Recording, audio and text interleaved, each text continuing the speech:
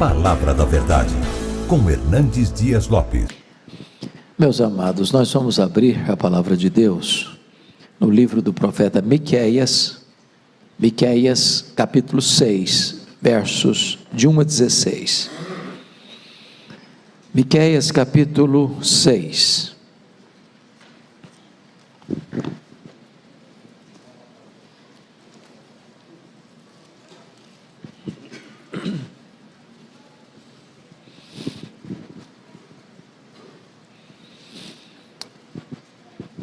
Esse texto diz o seguinte: Deus e o seu povo em juízo é o título que deram a esta passagem.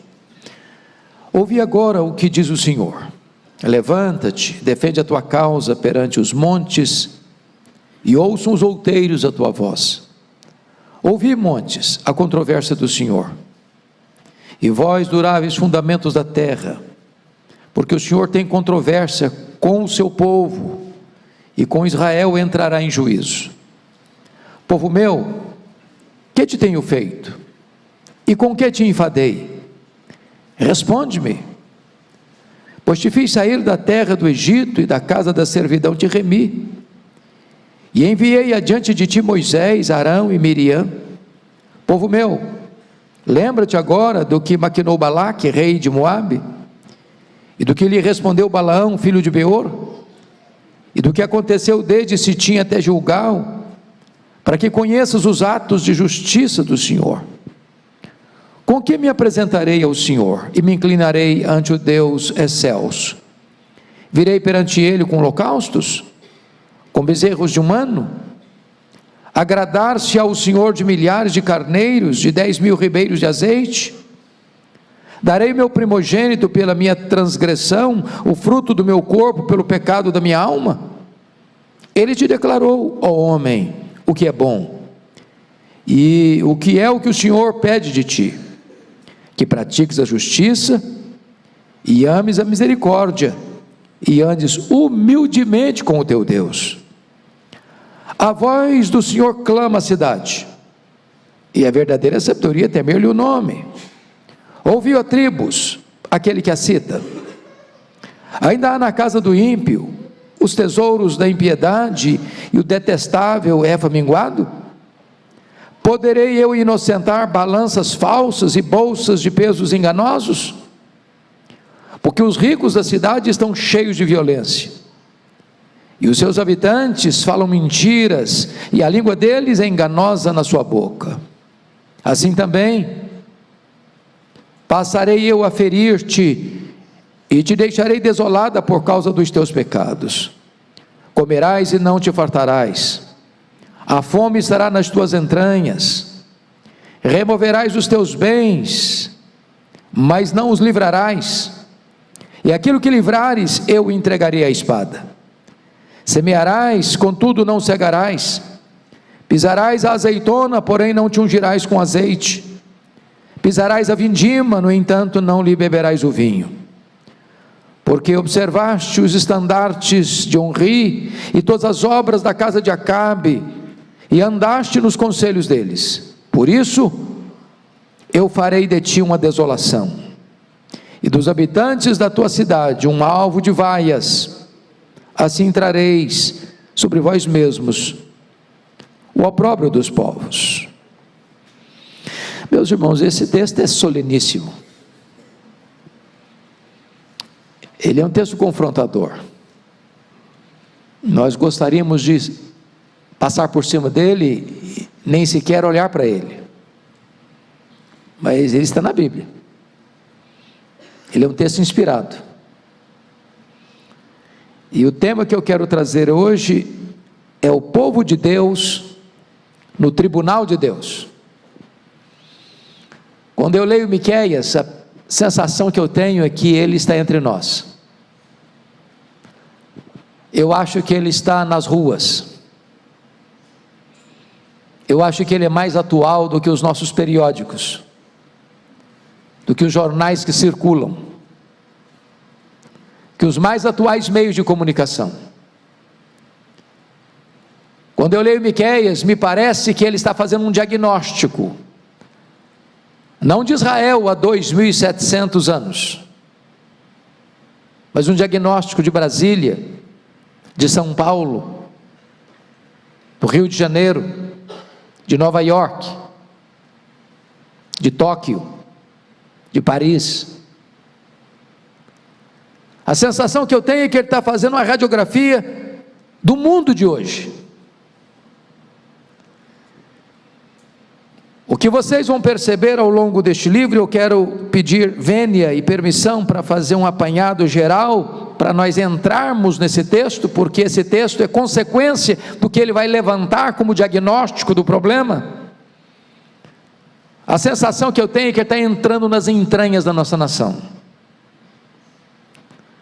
com uma câmara secreta, olhando os bastidores, não o que é estampado, não o que é maquiado, não o que é passado pelo viés de uma narrativa, mas ele está examinando os fatos, nus e crus, para chocar-nos, deixando-nos perplexos, com a cara no chão de vergonha.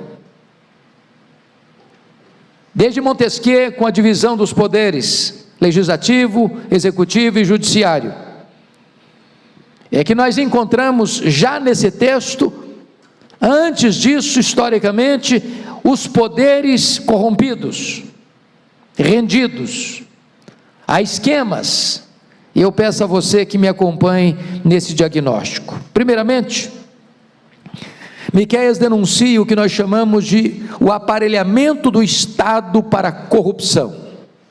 Confira aí comigo o capítulo 2, versos de 1 e 2.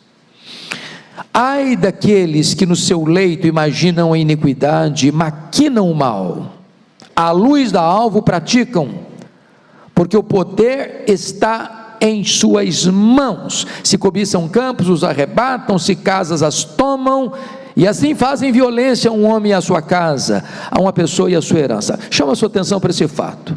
No leito maquinam a iniquidade, maquinam o mal, à luz da alva o praticam, por quê? Porque o poder está em suas mãos. Para fazer o mal, maquinado no coração, no recôndito do leito, é porque o poder está nas mãos.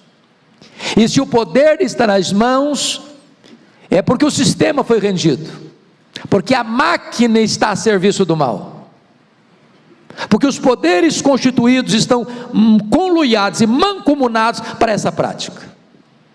Eles não só desejam o mal, eles têm poder de fazê-lo. A máquina está na mão deles.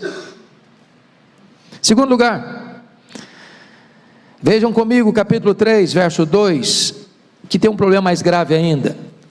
Miqueias detecta, diagnostica uma inversão de valores dessa sociedade. 3:2 diz assim: os que aborreceis o bem e amais o mal. Irmãos, isso é impressionante, porque aqui tem um sentimento de paixão, de aborrecimento e de amor. Não é uma questão de lógica, não é uma questão racional, não é uma questão de entendimento, é uma questão de paixão. E a paixão leva o homem a uma inversão de valores, onde você aplaude o que você deveria reprovar, e você reprova o que deveria aplaudir. A sociedade da época de Miqueias aborrecia o bem e amava o mal. Nas palavras do profeta Isaías, seu contemporâneo, chamam luz de trevas e trevas de luz, o amargo de doce e o doce de amargo. Parece que é isso que nós estamos assistindo hoje. As pessoas promovem aquilo que traz vergonha, as pessoas incentivam aquilo que deveríamos ter constrangimento, as pessoas escarnecem e motejam da virtude. Mas tem mais. Note comigo que no capítulo 3, prosseguindo, ele vai tratar de uma exploração que quase não é humano dizer. A exploração era uma exploração que nós, permissão da palavra, uma exploração canibal. Olha comigo aí, no versículo 2 ainda, a parte B: e deles arrancais a pele e a carne de cima dos seus ossos. Verso 3: que comeis a carne do meu povo, e lhe arrancais a pele, e lhe esmiuçais os ossos, e os repartis como que para a panela, e como carne no meio do caldeirão. Para mim está pensando que ele entrou numa tribo canibal, está descrevendo essa tribo. Gente que mata gente para comer, não poupa a pele, não poupa a carne, e rói até os ossos. Essa é uma linguagem pesada demais, de uma exploração impiedosa. É isso que estava acontecendo há 2.700 anos na sociedade de Israel. Mas tem mais. Veja comigo, por gentileza, meus amados irmãos, que nesse sistema dos 3 poderes, desde Montesquieu, é que quando, por exemplo, você tem um poder legislativo e um poder executivo, e esses poderes, porventura, saiam dos trilhos da verdade, da justiça, da probidade, da lisura no trato público, existe um poder regulador, existe um poder que vai requerer que a verdade seja feita, que a justiça seja restabelecida, que a lei seja cumprida. É o poder judiciário. Como é que estava esse sistema lá em Israel? Veja comigo, capítulo 3, verso 11: os cabeças dão as sentenças por suborno,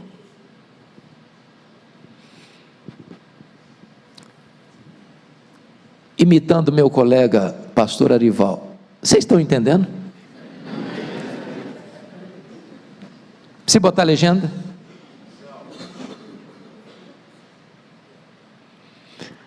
Eu gosto do símbolo da justiça: uma mulher com a balança na mão, com os olhos vendados. Significa que a justiça não olha a capa do processo, julga pelos autos do processo. A justiça não tem partido, não tem lado. O lado dela é o lado da justiça. Doa em quem doer. Mas o profeta Miqueias está denunciando o poder judiciário da sua nação, que eles julgavam por suborno.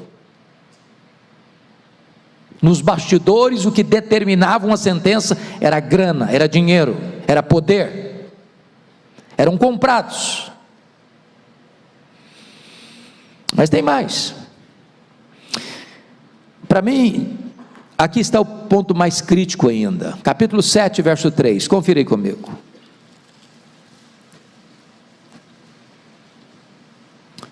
As suas mãos estão sobre o mal e o fazem diligentemente. Há uma frase conhecida aqui no Brasil: crime organizado. O mal é feito de que maneira? Diligentemente, planejado, pensado, refletido. O príncipe exige condenação, o juiz aceita suborno, o grande fala dos maus desejos da sua alma. Agora veja: e assim todos eles juntamente urdem a trama. Não tem para onde correr. Estão todos de mãos dadas. Há um conluio.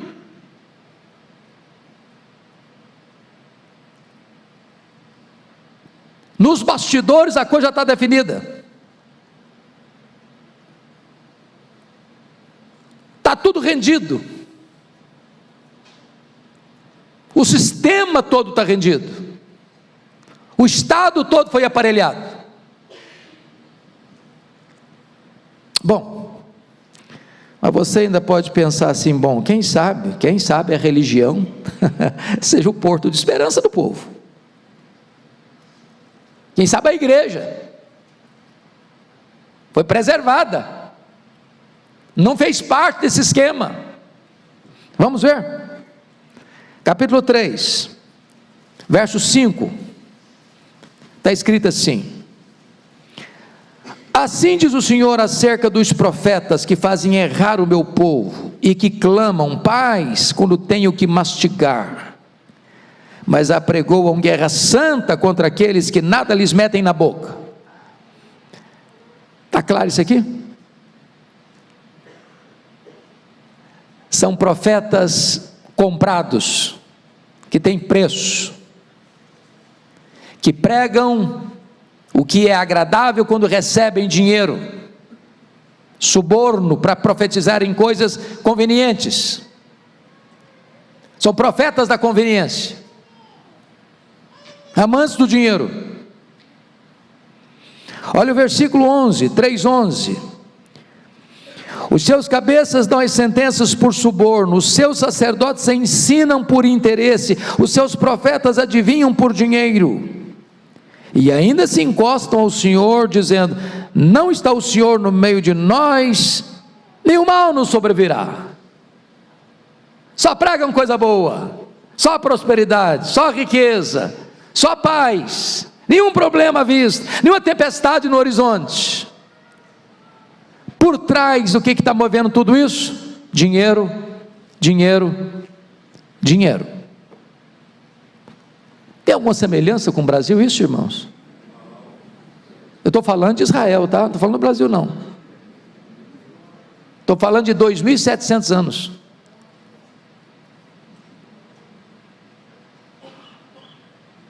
Mas talvez você diga assim: bom, já que os poderes constituídos estão corrompidos, já que a religião está corrompida, existe ainda uma reserva moral na sociedade. Qual é a reserva moral da sociedade? A família. A família. Como é que estava a família? Olha o capítulo 7, versículo 6. Porque o filho despreza o pai, a filha se levanta contra a mãe, a nora contra a sogra. Os inimigos do homem são os da sua própria casa. Bom, agora então está tudo rendido mesmo. Sobrou alguma coisa? Não, tem mais coisa ainda. Olha comigo capítulo 7, verso 2. Olha o que ele vai dizer: pereceu da terra o piedoso, e não há entre os homens um que seja reto. Todos espreitam para derramar sangue, cada um caça a seu irmão com rede. Ou seja, os relacionamentos não são confiáveis, nem dentro da família. Isso é o caos. A sociedade humana caminha para isso. A desconstrução dos valores caminha para isso. Os ideólogos do chamado marxismo cultural incentiva isso. É esse o contexto, irmãos, é esse o contexto para o texto que nós lemos.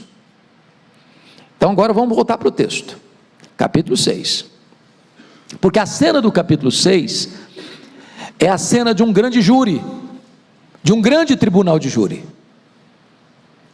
Deixa eu fazer uma perguntinha: quantos aqui já tiveram a oportunidade de assistir um tribunal de júri? Quantos? Levanta a mão, só para eu saber. Temos o nosso querido juiz aqui.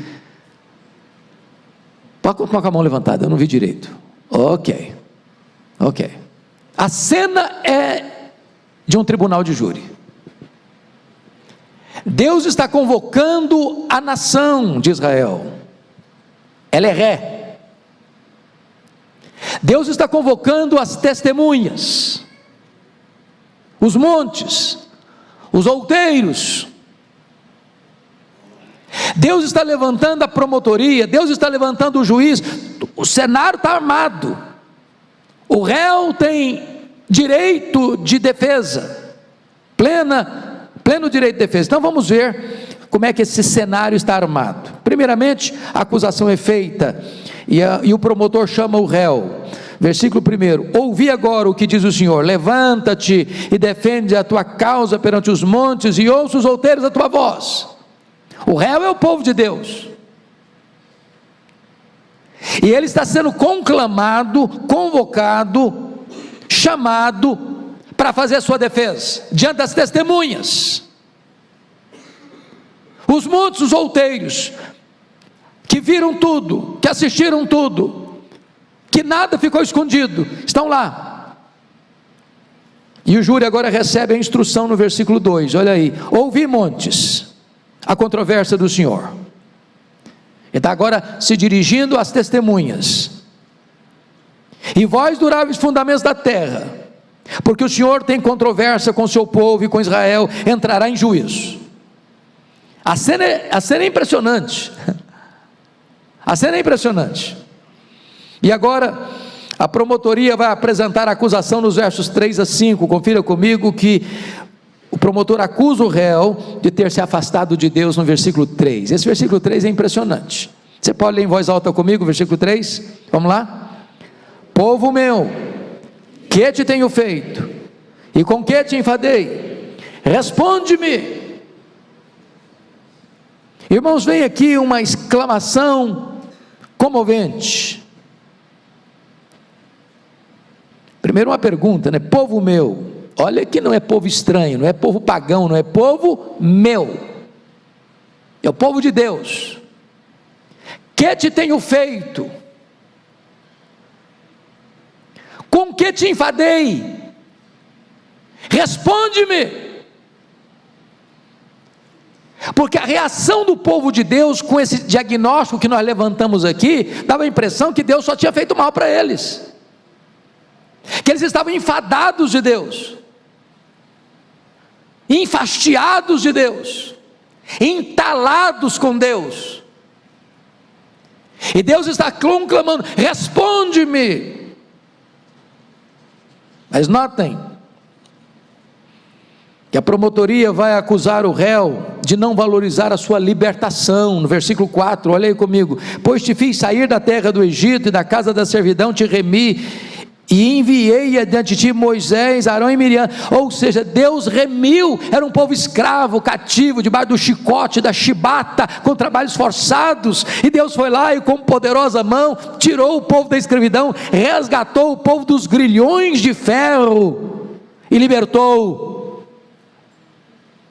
E o povo está enfadado de Deus. Ainda, a promotoria acusa o réu de não valorizar a sua liderança. Olha o versículo 4, a parte B comigo, por gentileza, olha aí: e enviei adiante de ti Moisés, Arão e Miriam, gente boa na liderança. Deus remiu, Deus liderou, Deus conduziu, Deus fez milagres, Deus abriu o mar vermelho, Deus mandou maná do céu, Deus mandou água da rocha, Deus não permitiu que as vestes envelhecessem, que as sandálias envelhecessem, Deus venceu os inimigos, Deus deu uma liderança saudável para aquele povo, e eles não valorizaram.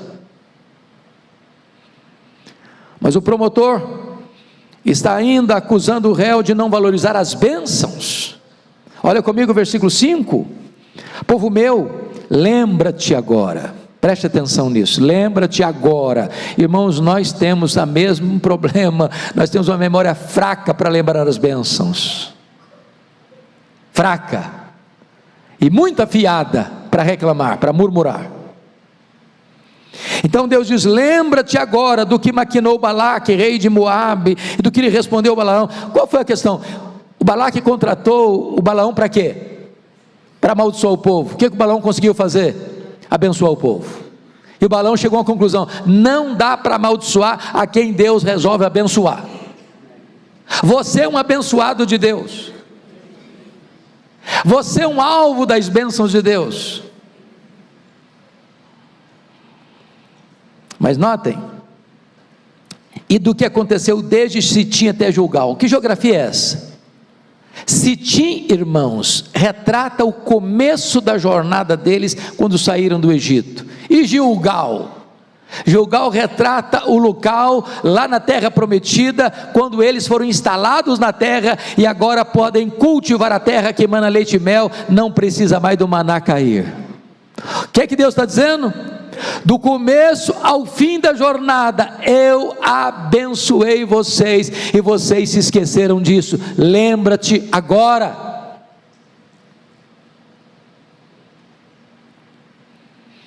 Pois bem, diante dessas acusações da promotoria, vem agora em segundo lugar, nessa cena do tribunal de júri. O réu tem liberdade de se defender. Deus é justo, Ele é o reto juiz. Ele não condena sem dar a oportunidade de você se defender. A ampla defesa. Então vamos ver como é que foi a defesa? Olha comigo o verso 6. Com que me apresentarei ao Senhor e me inclinarei ante o Deus excelso? Virei perante Ele com holocaustos, com bezerros de um ano? O que Deus está querendo dizer? O que esse réu na sua defesa está querendo apresentar? Bom, mas nesses anos todos, nós fizemos rituais, nós te oferecemos holocaustos, nós cumprimos direitinho ali a ordem de sacrificar um bezerro de um ano, sem defeito. Mas o juiz não pode aceitar isso, porque sacrifícios divorciados de santidade não agradam a Deus. Religião prostituída não agrada a Deus. Então o réu continua na sua defesa. Já que Deus não quer ritos sagrados, vamos fazer o seguinte: vamos fazer muita coisa, vamos fazer uma coisa bem escandalosamente grande. Quem sabe uma coisa assim, mega power, vai influenciar Deus. Olha o que ele diz aí, por gentileza, no versículo 7. Agradar-se-á o Senhor de milhares de carneiros, de 10.000 ribeiros de azeite? Se eu fizer muito, exageradamente muito, será que vai impressionar Deus? Isso não mexe com Deus. Deus está mais interessado em quem você é do que no que você faz. Deus está mais interessado na sua motivação do que na sua ação. Então o réu partiu para uma terceira defesa. Bom, já que Deus não quer rituais sagrados, já que Deus não se impressiona com volume, quem sabe Deus se impressione com um sacrifício radical. Finalzinho do versículo 7, olha o que ele diz, por gentileza. Darei o meu primogênito pela minha transgressão e o fruto do meu corpo pelo pecado da minha alma. Quem sabe, faça igual Moloque lá, vamos sacrificar os nossos filhos então, vamos queimar os nossos filhos, vamos seguir um ritual macabro, vamos radicalizar. Não impressiona Deus. Defesa pífia, inócua, fraca, que não atende às demandas da justiça, que não satisfaz as exigências da lei. Então, agora, a instrução do processo é dada. A instrução é dada. E eu peço que você leia comigo com muita atenção essa instrução que é dada no processo, no versículo 8. Voz alta, todos nós lendo o versículo 8. Vamos juntos? Ele te declarou, ó homem, o que é bom, e o que é que o Senhor pede de ti? Que pratiques a justiça, ames a misericórdia, e andes humildemente com o teu Deus. O que é que Deus requer do seu povo? Não é religiosidade, não é uma espiritualidade divorciada da vida, não são rituais pomposos ou abundantes, ou radicais. O que Deus requer do seu povo é que o seu povo pratique a justiça. Irmãos, Deus não está só no templo não, viu? Deus está lá em Brasília, Deus está em São Paulo, Deus está no Rio, Deus está no mundo todo. Quando os juízes se reúnem nas cortes, Deus está lá. Quando os nossos representantes, legisladores estão lá formulando leis, Deus está lá. Quando os nossos governantes estão tomando decisões, Deus está lá. Quando os empresários, quando as empresas multinacionais estão trabalhando, elaborando seus projetos, Deus está lá. Deus é o Deus de toda a terra, Ele é o soberano Senhor do universo. Não tente empurrar Deus para os templos, porque Deus se recusa a fazê-lo. Ele quer prática de justiça. Agora note em segundo lugar, e que ames a misericórdia. A misericórdia não pode ser só praticada não, ela tem que ser amada. amada. E o que é misericórdia? Se não você lançar o coração na miséria do outro. Uma sociedade que não explora, que não esmaga, que é sensível aos mais fracos. Mas, veja o terceiro lugar: e andes humildemente com o teu Deus. E aqui, irmãos amados, vamos entender isso. Hoje se fala muito de um Estado laico. O Estado é laico. Quando os nossos legisladores pensaram em Estado laico, eles não pensaram no Estado ateu. Estão dizendo que nenhuma religião pode sobrepor-se a outra nessa conjuntura política. Mas é terrível, é dramático, quando a sociedade, a partir dos seus poderes constituídos, quer varrer Deus, quer banir Deus, e quer estabelecer uma cultura de ateísmo. Porque é impossível que os dois primeiros requisitos sejam cumpridos, a prática da justiça e o amor à misericórdia, sem que se ande humildemente com Deus. Aqui está a base, esta é a raiz, os outros dois são frutos da raiz. Pois bem, avançando nesse júri, tribunal de júri, vemos agora o julgamento concluído, nos versos 9 a 16. Primeira coisa aqui, que o juiz ordena que o réu ouça a sua sentença. Olha comigo o versículo 9. A voz do Senhor clama a cidade, é verdadeira sabedoria temer-lhe o nome. Ouve, ó tribos, aquele que a cita, veja que cita aí, está com C. Isso é um termo jurídico.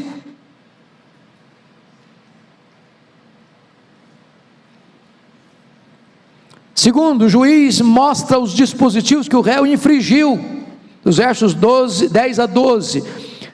Primeira coisa que foi infringido, irmãos, o crime das riquezas mal adquiridas. Olha o versículo 10. Ainda há na casa do ímpio os tesouros da impiedade, o detestável Efa minguado. O que é tesouro da impiedade, irmãos? É o camarada que ganha dinheiro, o falcatrua. É a empresa que ganha uma licitação, porque fez negociata nos bastidores, para abastecer a conta bancária dos poderosos. O que é dinheiro da impiedade? É o dinheiro ganhado desonestamente, é o dinheiro que entra lá na conta, mas não é limpo. Não, Deus está interessado só na igreja, só no culto, só na música, só no louvor, só glória a Deus, aleluia, levantar a mão. Não, Deus está interessado, é lá no comércio sim, é lá na indústria sim, é lá nas negociações sim.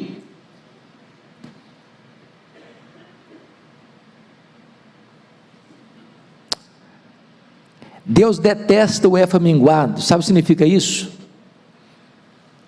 É o comerciante que vende 1 quilo de feijão e entrega 900 gramas, que vende 1 quilo de carne e entrega 850 gramas, é aquele que engana para levar um lucro e levar vantagem sobre aquele que está consumindo o seu produto. Deus olha isso, Deus não aceita isso. Segundo, o crime dos mecanismos de corrupção no comércio. Olha o versículo 11 comigo, irmãos. Poderei eu inocentar balanças falsas e bolsas de peso enganosos? É isso que eu estou falando aqui. Você vê no metro de pano e entrega 90% só. A balança não está correta, foi viciada para dar lucro a quem está vendendo. Mais do que isso, há uma denúncia aqui do crime da violência contra os pobres no versículo 12, porque os ricos da cidade estão cheios de violência, os seus habitantes falam mentiras e a língua deles é enganosa na sua boca. Ou seja, essas pessoas exploradoras têm um discurso lindo, você fica até com vontade de apoiá-los ainda mais. Tem uma retórica irretocável, tem um discurso de justiça social, de amor ao povo, mas a língua está totalmente comprada pela mentira.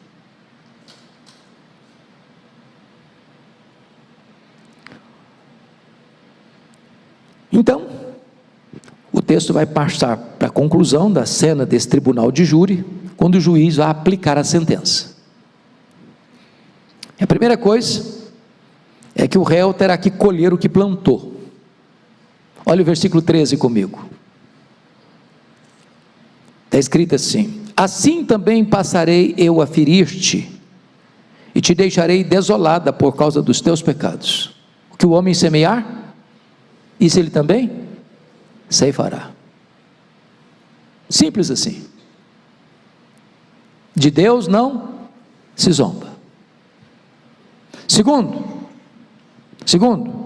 o réu experimentará uma insatisfação crônica.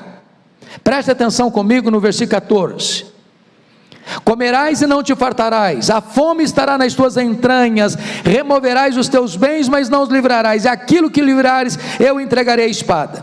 Meus irmãos, vamos entender isso aqui. Comerás e não te fartarás, a fome estará nas tuas entranhas. O que é isso? Significa que você vai num rodízio, fogo de chão, e sai lá com fome, é isso?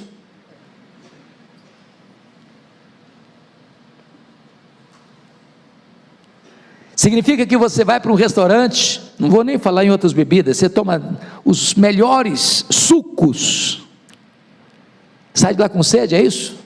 Não.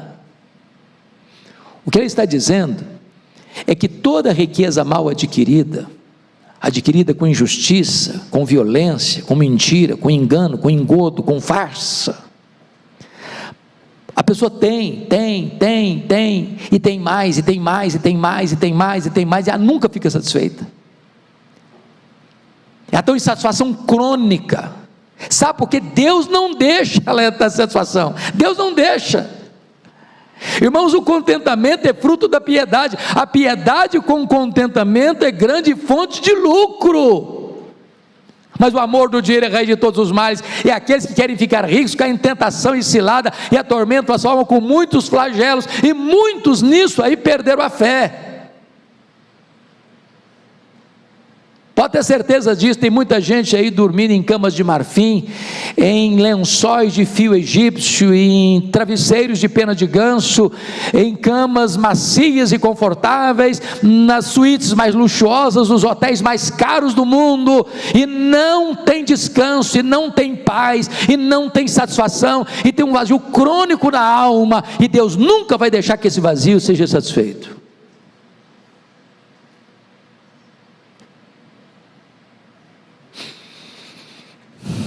Terceiro, o réu perderá os seus bens. Versículo 14, na parte B, está escrito assim: removerás os teus bens, mas não os livrarás, e aquilo que livrares, eu entregarei à espada. Ou seja, a pessoa viver num conflito permanente.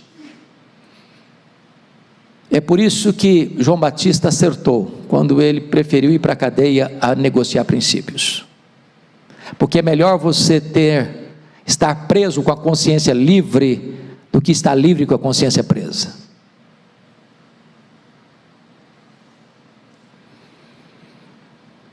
Quarto, o réu terá seus investimentos frustrados. Olha aí comigo, por favor, versículos 15 e 16, a parte A. 15, semearás, contudo não cegarás, pisarás a azeitona, porém não te ungirás com azeite, pisarás a vindima, no entanto não beberás o teu vinho, porque observaste os estatutos de Onri e todas as obras da casa de Acabe, e andaste nos conselhos deles. O que é que Deus está dizendo? Que a falsa religião conduz o homem a um caminho de ética torta. Quando a religião é errada, quando a religião é falsa, quando a religião é formada por falsas doutrinas, ensinada por falsos mestres, o fruto dela é de injustiça contra os homens e de blasfêmia contra Deus. E Deus está dizendo: olha, todos os seus investimentos vão ser frustrados. Frustrados. E agora? Está na hora do réu se levantar para escutar a sentença final do juiz. Qual é a sentença final do juiz nesse tribunal de júri? Confira comigo o versículo 16, a parte B. Por isso, eu farei de ti uma desolação, e dos habitantes da tua cidade um alvo de vaias, assim trarei sobre vós o opróbrio dos povos. Sabe o que está acontecendo aqui? 70 anos de cadeia, 70 anos de cativeiro, 70 anos em que esse povo vai ser arrancado da sua terra, o templo vai ser destruído, suas casas vão ser destruídas, suas lavouras vão ser destruídas, suas propriedades vão ser destruídas, eles vão ser arrancados da sua terra e vão ser levados para a Babilônia. 70 anos, 70 anos, 70 anos de cativeiro.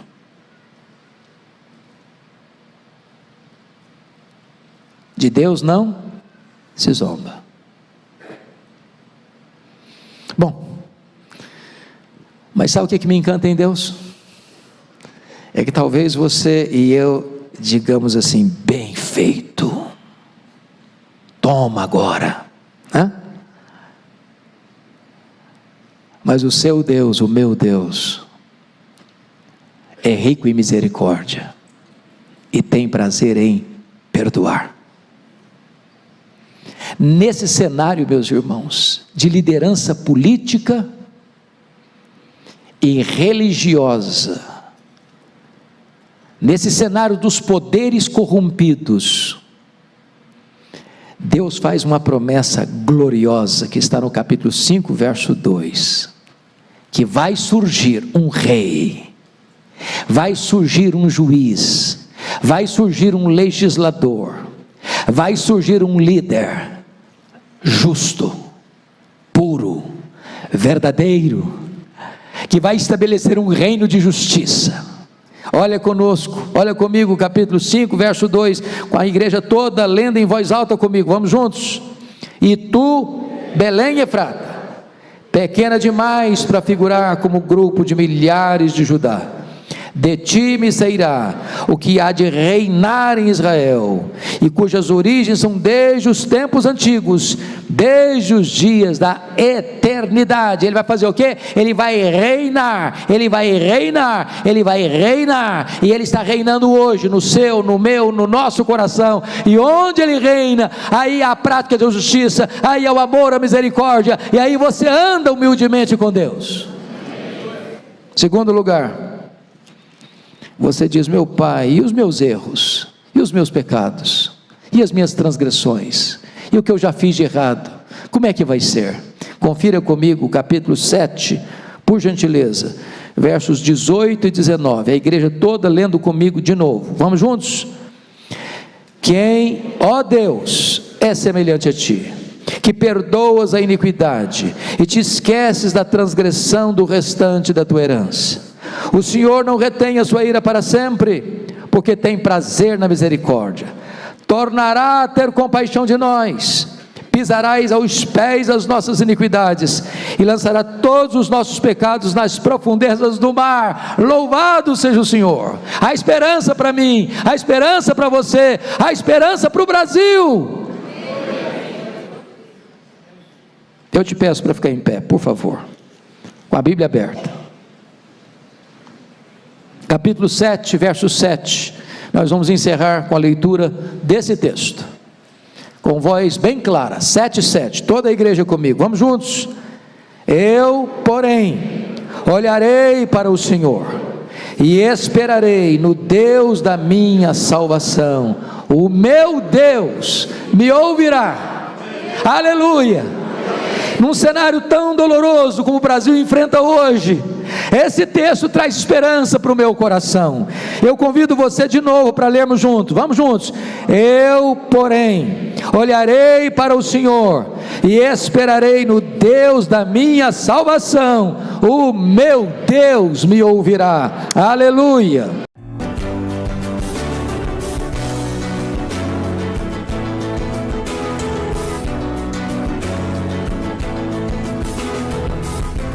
Palavra da Verdade, com Hernandes Dias Lopes.